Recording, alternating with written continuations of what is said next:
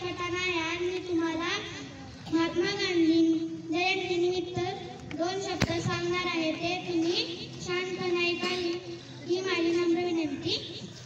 महात्मा गांधी यांचा जन्म 2 ऑक्टोबर 1869 रोजी गुजरातमध्ये पोरबंदर येथे झाला।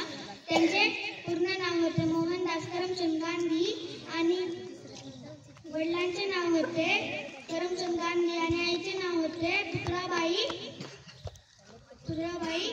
त्यांनी आपल्या भारत देशाला स्वातंत्र्य मिळवून देण्यासाठी मोलाचे योगदान दिले। त्यांनी अहिंसेच्या मार्गाने ब्रिटिशांविरुद्ध लढा दिला। महात्मा गांधी यांनी मिठाचा सत्याग्रह करण्यासाठी दांडी यात्रा काढली। महात्मा गांधी यांनी करो या मरो हा संदेश सर्व भारतीयांना दिला। गांधीजींना लोकप्रेमाने बापू म्हणतात।